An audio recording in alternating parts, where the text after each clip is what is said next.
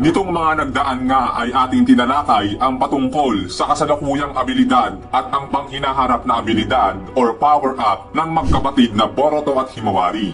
Ngayon, atin namang talakayin ang patungkol sa kasalukuyang abilidad at ang panghinaharap na abilidad or power-up na maaaring mataglay ni Uchiha Sarada sa hinaharap. So alam naman natin na si Sarada ay miyembro ng bagong Team 7. Na ang bagong Team 7 ngang ito ay binubuo nila Konohamaru, Mitsuki, Boruto at Sarada na magsasabi rin na ang bawat membro sa team na ito ay masabi natin na magtataglay ng pinakamalalakas na abilidad at kapangyarihan sa hinaharap. Dahil alam naman natin guys na ang Team 7 lagi ang pinaka-focus sa anime na ito. Mula Naruto at hanggang Naruto Shippuden. Kumbaga ang Team 7 ang masabi natin na main team sa anime na ito. Kaya pagdating sa Boruto ay masabi rin natin na magiging main team pa rin ang Team 7 dito. Tulad lang din sa Naruto at Naruto Shippuden. Ngayon mga parikoy, ating pag-usapan at ating talakayin ang pangkasalukuyang abilidad ni Sarada at ang magiging hinaharap na power up o ability ni Sarada. At una na natin papasukin dito ang kanyang Sharingan. Nawik ni Sarada ang kanyang Sharingan nung sa times na hinahanap niya ang kanyang ama. So dyan nga excited si Sarada na makita niya na kasi ang kanyang ama at dyan niya sa mga oras na yan nagawa niya ma-awake ang kanyang Sharingan. Ngayon, ang alam naman natin na mga basic ability ng Sharingan, isa dito yung Genjutsu Sharingan at sa pamamagitan din ng Sharingan ay magagawang makita yung mga atake ng kalaban. And syempre, dahil isang Uchiha si Sarada, expected na natin dito yung mga fire release tulad ng fire release Great Fireball Technique, fire release Phoenix Sage Bar Technique. So isa yan sa mga kayang gawin ni Sarada mga paregoy. At bukod dyan, kaya rin gumamit ni Sarada ng lightning release tulad ng Lightning Ball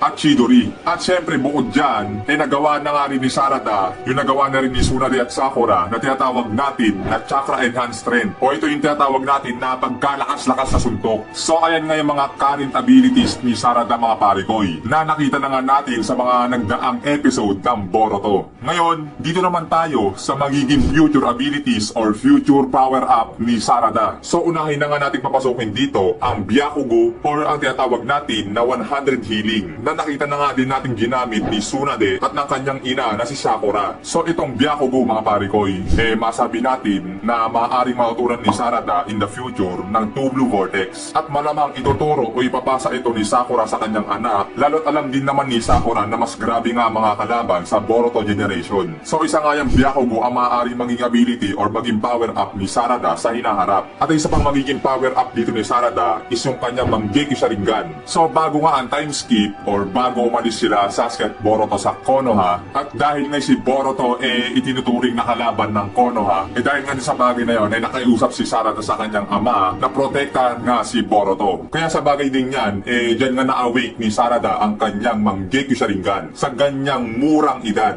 Ngayon, nalaman na natin na nagkaroon ng Mangekyou Sharingan si Sarada. At dahil dyan, ating alamin ang mga maaaring magiging abilidad nito. So dito, dahil nga hindi pa nare-reveal ang ability ng Mangekyou Sharingan ni Sarada, ang gagawin natin i-predict kung ano yung mga magiging mga ability nito. Ang maging ability ng Mangekyou Sharingan ni Sarada is yung parang sa Koto Amatsukami ni Shisui. I mean, hindi naman totally Koto Amatsukami, pero parang may pagkakahalin tulad ang ability nito, which is mind controlling din. Dahil nga sa kabilang banda, kung titignan natin yung ability ni Ada, kaya nitong manipulahin ang pag-iisip ng tao. So kung ganun ang kayang gawin ni Ada, I think ang kay Sarada naman ang maging counterpart nito. Kumaga parang Izanagi at Izanami lang. Yung Izanagi itatakas ka sa katotohanan, while yung Izanami ay ilalagay ka sa katotohanan. So parang ganun. Yung kay Ada is yung Izanagi, itatakas ka sa katotohanan, while yung kay Sarada parang Izanami effect na ibabalik ka sa katotohanan. So sa kabuuan, ang maaaring maging ability ng Mangekyou Sharingan ni Sarada ay parang pinaghalong ability ng Koto Amatsukami at Izanami. Tatanggalin ka sa pagkontrol ng sino man at ilalagay ka sa katotohanan. Na ang abilidad na ito ay maaaring maging daan din upang maibalik ni Sarada ang kanyang ama na si Sasuke na siyang naging si Hidari. So ayun nga yung naisip kong maaaring maging ability ng Mangekyou Sharingan nitong ni Uchiha Sarada. Ngayon baka matanong ng iba,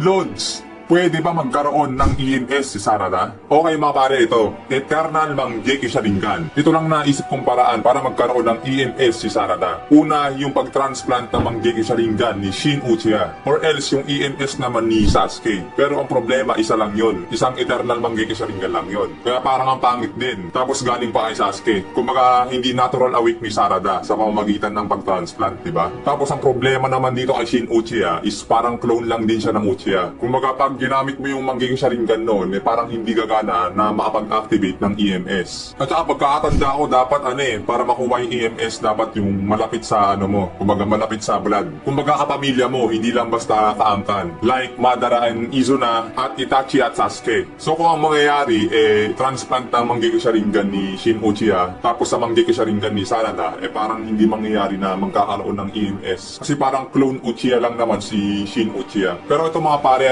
para sa akin, kahit hindi naman namang EMS si Sarada, okay lang kahit hindi na siya mag-Eternal Manggeki Sharingan. Kasi isipin nyo, kahit ispamin ni Sarada ang paggamit ng kanyang Manggeki Sharingan, I guess hindi na siya mabulag. Di ba kasi ang EMS, pag inispam mo ang paggamit dito, hindi ka na mabubulag. Di ba kasi pag Manggeki Sharingan ka lang, pag inispam mo yung paggamit dito, ay mabulag ka. Ngayon, pag EMS ka na, hindi ka na mabulag sa paggamit o pag-spam ng Manggeki Sharingan. So ngayon, kahit wala namang EMS si Sarada, I think kahit ispamin niya paggamit ng kanyang Manggeki Sharingan, hindi pa rin siya mabulag. Bakit? Tulad na sinabi natin, pag nataglay ni Sarada yung Byakugo o 100 healing, doon masabi natin na pwede niyang ispamin ng paggamit ng Manggeki Sharingan nang hindi nabubulag. Kasi kahit gamitin niya ng gamitin yun, ang mangyayari ay gagamutin o i-heal lang din ito ng kanyang Byakugo. Kumbaga isipin nyo, Manggeki Sharingan Sarada with Byakugo. Ganyan ang mangyayari. Kaya kahit dumugo sa overuse yung kanyang Manggeki Sharingan, may healing ability naman si Sarada sa kanyang Byakugo. Parang Obito lang, na-spam niya yung Manggeki Sharingan niya dahil may Hashirama cells siya na nagpapagaling sa kanyang mata upang hindi siya magbulag kahit ispamin na paggamit dito. So lalabas, itong si Sarada na may Manggeki Sharingan with Byakugo, parang Obito Uchiha nga ito na magagawa ni Sarada na ispamin ang paggamit ng kanyang Manggeki Sharingan. So para sa akin, kahit hindi naman na mag-EMS si Sarada, di naman na siya mabubulag sa paggamit o pag-spam ng kanyang Manggeki Sharingan. Pero kung gusto talaga ng author na magkaroon ng EMS si Sarada sa future, pwede naman yun guys, yun ngayon kay Sasuke. Pero isang piraso lang yun, nasaan natin. At basta maingatan din ni Sasuke na makabalik siya sa Konoha nang hindi nasira ang kanyang EMS. Kasi yung Rinnegan wala na, so EMS na lang yung natitira kay Sasuke. At saka pag nakakuha ni Sarada yung isang pirasong EMS ni Sasuke, marahil maging way din yung EMS na yon para ma-awake ni Sarada yung kanyang Rinnegan. So kumbaga pag nakuha ni Sarada yung kanyang EMS sa kanyang ama na si Sasuke, tapos humingi si Sarada ng chakra kay Boruto, doon guys, baka marahil ma-awake agad ni Sarada ang Rinnegan. So kung matandaan nyo, na-awake agad ni Sasuke yung kanyang Rinnegan nung ma-receive niya ng direkta yung chakra ni Hagoromo. Unlike kay Madara na inabot pa ng ilang panahon dahil nga hindi naman direktang chakra ni Hagoromo ang natanggap niya. So tulad na kay Sasuke na direkta natanggap ang chakra ni Hagoromo at na-awake agad nito ang kanyang Rinnegan, marahil pwedeng gawin ni Sarada doon na humingi siya ng chakra kay Boruto na siya na nga ring pure Otsutsuki. O guys, pure Otsutsuki na si Boruto. So kapag naka-receive si Sarada ng chakra mula kay Boruto, baka yung EMS na binigay sa kanya ni Sasuke, direkta ma-awake agad ni Sarada ang kanyang Rinnegan. So dalawang additional power up yun, no? EMS to Rinnegan. Basta makuha lang ni Sarada ang EMS ni Sasuke. So yun mga pare ko, sana malinaw sa atin yun. Ngayon, dapo naman tayo dito sa isa pang magiging power up ni Sarada. So dahil nga may Manggeki Sharingan si Sarada, asa na natin dito guys na magkakaroon si Sarada ng tinatawag natin na Susanoo. So heto na mga pare, heto na. Sarada Susanoo, matik na to. Ngayon sa mga hindi pa nakakapansin, kung ating iisipin, sa buong kasaysayan ng Naruto hanggang sa bagong henerasyon, kung ating ang iisipin, ito ngang si Sarada ang kauna-unahang babaeng Uchiha na makikita nating gagamit ng Susanoo. Kumbaga, first female Susanoo user mga pare. So napakaangas nito mga pare ko. Kauna-unahang babaeng Uchiha na makita natin gagamit ng Susanoo. So yun nga, dahil nga matik na magkakaroon ng Susanoo si Sarada, ngayon tignan naman natin ano-ano nga may mga maaaring maging abilidad ng kanyang Susanoo. So unahin natin dito yung Susanoo with Byakugo. So kanina binanggit natin di ba yung Manggeki Sharingan with Byakugo, which is pwede nang ispamin ni Sarada ang paggamit ng kanyang Manggeki Sharingan na hindi siya mabubulag dahil siya ay may Byakugo.